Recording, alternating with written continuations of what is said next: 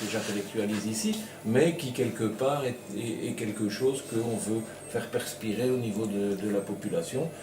Et c'est pour ça qu'on utilise toutes nos ressources, nos leviers, que sont d'abord les produits locaux, ça c'est la base, et aussi nos collaborateurs et tristes, tous les infrastructures d'éducation, tous les outils commerciaux, restauration, restaurants, enfin voilà, toutes les associations qui quelque part nous aident à rencontrer ces objectifs pendant un moment bien précis. Alors la mission aussi des journalistes, c'est justement on compte sur vous pour diffuser ça au maximum. Et donc pour faire la publicité vraiment de un peu cette éducation à l'épicurisme, au goût et au plaisir. C'est ce que je voulais dire maintenant. Tout ça va se décliner avec toute une série d'activités bien précises, certaines habituelles, mais d'autres aussi qui sont nettement plus novatrices. Et je pense que chaque année, on essaie en tout cas de donner un relief différent à cette quinzaine. Que je voulais dire pour un petit peu planter le décor. Merci Pierre. Donc ici je vous propose de peut-être que chacun explique un peu l'activité pour laquelle il s'est inscrit dans la quinzaine. Moi je voulais juste peut-être ajouter que la quinzaine du goût, c'est faire connaître les bons produits qu'on a chez nous et c'est soutenir nos agriculteurs et nos producteurs qui ont aussi parfois du mal à se développer, donc ça s'intègre aussi dans cette mission. Voilà, merci. On va attendre que tu nous rejoignes. Donc on a un peu planté le décor de la quinzaine du goût, des objectifs, et puis chacun va présenter son programme d'activité. Donc c'est vrai qu'on a des partenaires qui proposent chaque année, mais on a aussi de nouveaux partenaires qui viennent nous rejoindre. Et cette année-ci, on a pas mal d'écoles qui sont partenaires de la quinzaine, et c'est important pour nous parce que c'est vrai de travailler avec les jeunes, de les sensibiliser à l'importance de la consommation locale. Ça nous semble primordial parce que c'est eux qui seront les futurs consommateurs, et donc de travailler avec eux, c'est important. Alors, en début d'année scolaire, c'est miraculeux. Donc merci à vous, merci de votre collaboration, merci à l'Observatoire de la santé du Hainaut avec qui on travaille depuis des années.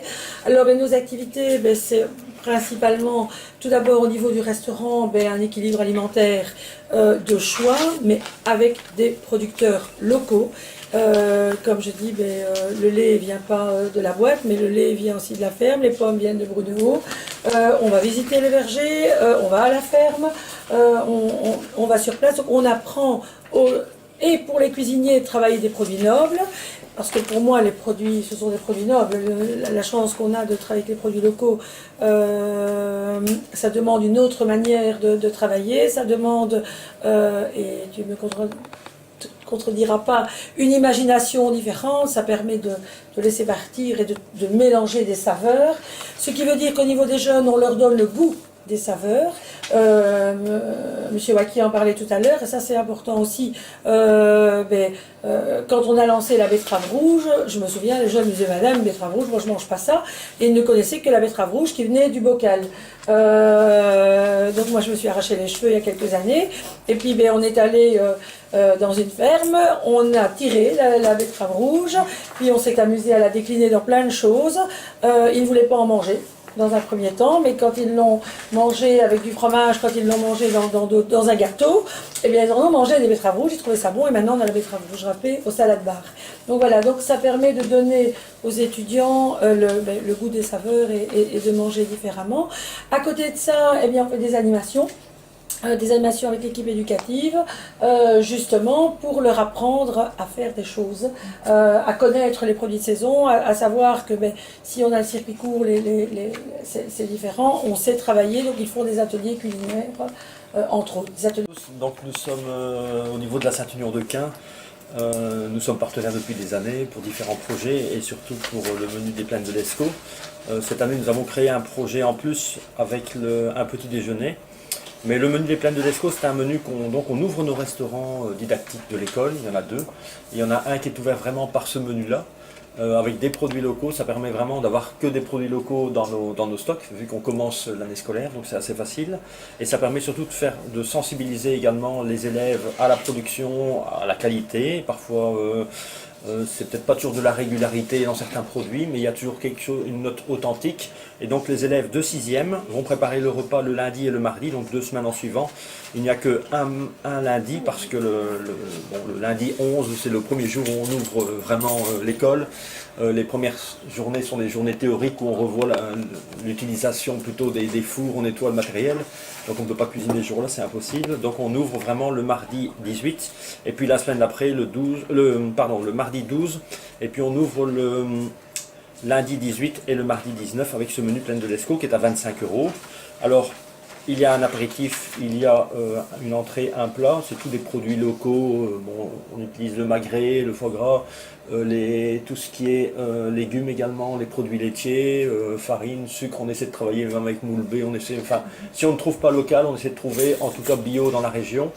Les élèves sont sensibles à ce menu. Bon, c'est vrai que les premières années c'était un peu difficile de bien les sensibiliser et leur dire qu'on avait des produits qui est vraiment typiques de cette région-là, parce que bon, l'année c'est qu'une trentaine de semaines de pratique, et sur la majorité de l'année, on travaille malheureusement des produits qu'on trouve chez le boucher, parce qu'il faut une certaine rotation, il faut voir de la matière, donc il faut que ça tourne quand même. Alors nous sommes partisans également, et on est partenaires de travailler les produits. On fait la fête de la pomme de terre, la fête de la courge, on participera normalement à Tournée Gourmande également, et la fête de la pomme à Rongy, et donc ça permet déjà d'avoir des partenaires avec qui on travaille depuis des années. Donc ces produits-là, les élèves l'utilisent toute l'année. Je veux dire, les courges, on les utilise en début d'année, mais surtout les pommes, ça c'est toute l'année qu'on achète au niveau de l'école, les pommes, les poires, le sirop, et parfois certains légumes qui sont de la France juste à côté, avec qui ils sont liés. Je veux dire, c'est tous des produits qu'on utilise. Les bières également de chez Collier, on les a à la carte du restaurant, donc on utilise généralement 2 bières. Parfois, la glace ici, on va peut-être mettre dans le sabayon un peu plus de bière. Ça dépend, s'il y a des enfants, on fait quand même attention de ne pas servir trop d'alcool. Mais ça permet aussi de découvrir certains produits. Et tous les ans, on rajoute certaines choses. Cette année, on a mis en plus une dégustation au niveau du café, de confiture, de Damermine. On trouve que c'est des bons produits qu'il faut un peu lancer, qu'il faut un peu faire connaître à la région de Tournai. Michel ici qui vous accueille, merci d'être là. Pour Courte Échelle, c'est une première participation vu qu'on n'a pas encore un an. Donc on a l'habitude d'avoir, au-delà de l'épicerie, des ateliers, d'organiser des ateliers d'échange de savoir-faire ou des ateliers plus de type conférence.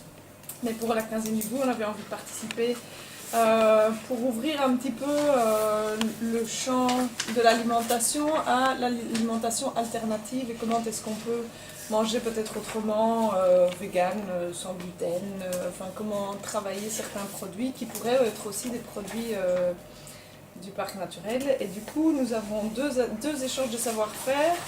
Alors, je vais vous demander de bien prendre note des dates. C'est le 12 et le 23 septembre. Alors, pourquoi je dis ça? Donc, il faut prendre les dates qui sont dans ces papiers-là et pas sur le petit prospectus, parce qu'il y a eu une petite coquille qui s'est insérée dans la publication officielle.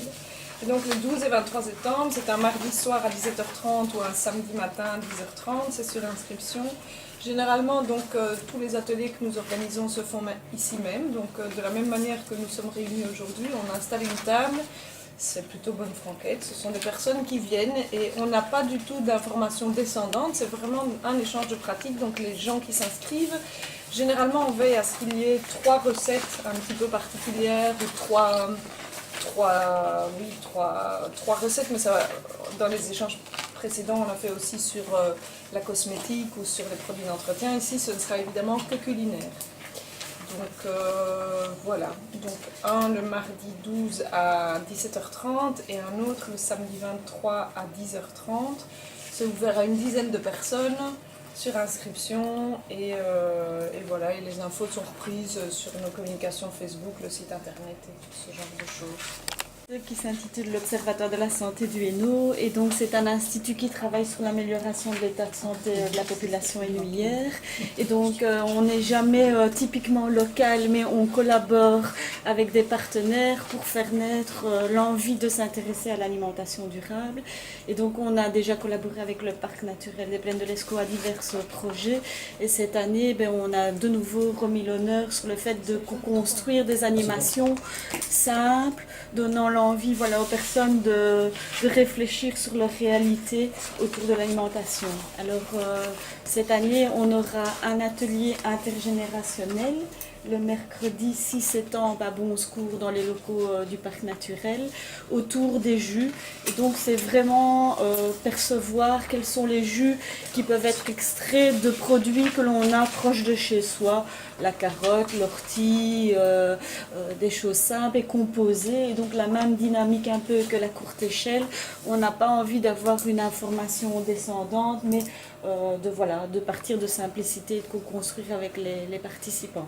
Alors le parc naturel, lui, va valoriser l'aspect environnemental, écologique et un peu économique aussi d'aborder une alimentation proche de chez soi.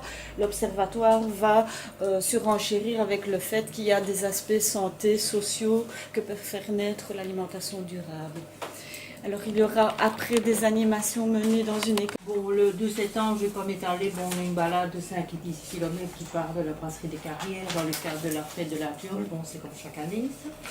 Bon, nous avons quelque chose de nouveau qui se fera le 17 septembre. On fait un salon de thé éphémère. On va redécouvrir ce que nos grands-mères faisaient avant. Et je crois que le but est déjà atteint dans notre association parce que les membres, elles recherchent les petits carnets de leur grand-mère, qu'elles mettaient leurs recettes et tout ça. Alors on va essayer de faire avec des produits locaux ce qu'on a, les possibilités. On a trouvé que c'était quelque chose déjà bon, de ludique pour nous aussi parce que bon, ça nous fait participer. Et bon, faire participer les membres, c'est déjà quelque chose. On espère que ça marchera. Ça, c'est l'après-midi, bien sûr, comme c'est le goûter. À partir de 15h30 jusqu'à 18h. Et ça se passera à Grand Nice. Puis alors, le 22 septembre, on a une conférence qui est un petit peu dans l'air du temps, zéro déchet. Parce que bon, chaque année, on fait une conférence qui a un terme au goût, tout ça, mais ici, bon, on va plus vers les déchets. Il n'en aura pas. Voilà, c'est à 19h le 22 septembre. Je ne sais pas si vous avez des questions à me demander. Donc expliquer un petit peu les autres activités. Donc au total sur la quinzaine, je rappelle, il y a une vingtaine d'activités qui sont proposées, qui s'adressent soit à tout public, soit c'est plus dans les écoles, soit ce sont des ateliers intergénérationnels. Donc on a parlé des producteurs et des restaurateurs qui nous ouvraient leurs portes. L'ADL de Bernissart est partenaire chaque année de l'opération et aura cette année de nouveau une sandwicherie éphémère qui prendra ses quartiers durant la quinzaine, donc du 18 au 29 septembre. Et alors ils livreront des paniers aux entreprises aussi comme les années précédentes. Donc ça c'est sur réservation pour tout ce qui concerne les entreprises. Alors les producteurs vont faire la fête aux produits locaux, la brasserie des Carrières, en fait la quinzaine, c'est vrai c'est 15 jours évidemment, mais on se rend compte qu'il y a de plus en plus de partenaires qui sont un petit peu avant ou un petit peu après, et donc on va peut-être évoluer vers le mois du goût. Donc ici il y a des activités qui se déroulent en avant-première de la quinzaine, dont la fête à la brasserie des Carrières, ils sont partenaires aussi depuis plusieurs années, donc les 1er, 2 et 3 septembre, avec un beau programme. Les vendredis soirs, une soirée patoisante. Le samedi, on a des rallyes, des courses cyclistes. Une soirée le soir, et alors le dimanche, cueillette du houblon et un brassin public. Donc là, ça attire toujours beaucoup de monde. Et alors, ils proposent un repas local aussi. Donc voilà, toutes les infos sont aussi dans la farde. À Éligny-Sainte-Anne, la Pommeraye ouvre ses portes aussi, donc le 9 septembre. Et là, on part à la découverte des produits de leur potager et des ateliers autour de l'artisanat. On a parlé des différents ateliers culinaires, donc à Bon-Secours dans le cadre des ateliers de la débrouille, les pratiques, échanges de pratiques ici à la courte échelle, et un troisième atelier aura lieu au Bio-Village, donc la boutique de terroir à Quevaucamp, et ce sera un atelier lactofermentation. Donc il faut aussi s'inscrire. Toutes les infos se trouvent dans le dépliant, et ça a lieu le 23 septembre. Des petits déjeuners, des goûters et des dégustations. On a parlé du salon de thé éphémère. À Bernissart, ils vont livrer, comme les années précédentes, un petit déjeuner chez les habitants. Donc la condition, c'est d'habiter Bernissart. Le 3 septembre. On a parlé, déjà Valérie a parlé de l'animation qui allait être prestée à Saint-Charles à Pérouet. Il y aura aussi un petit déjeuner 100% local à l'école libre Saint-Charles à Ouez. L'école de Roucourt participera aussi organisera un petit déjeuner 100% local à la rentrée. La date n'est pas encore déterminée. L'école communale de la Plaigne, c'est déjà aussi un partenaire depuis quelques années. Eux, ils organiseront une dégustation de fruits et légumes durant la quinzaine. Donc pour sensibiliser les enfants à l'importance de manger local et de saison. On a parlé de l'activité qui a lieu ici à Saint-Charles. Des marches, des rallyes, parce que manger c'est bien, mais il faut aussi y associer boucher. Donc on a parlé de la marche organisée par les Amis de la Nature de Bazecle. Et alors, dans le cadre des plaines à vélo organisées par le Parc naturel, il y aura 2 événements. Un à Belleuil le 10 septembre, donc un rallye vélo sur le thème des bois d'eau, de terre et de fer, avec des dégustations. Et un rallye à Brunehaut le 24 septembre, où là on parlera de paysages dans mon assiette. Donc ça sera un rallye vélo où on s'arrêtera et on fera le lien entre les paysages et ce qu'on retrouve dans notre assiette. C'est donc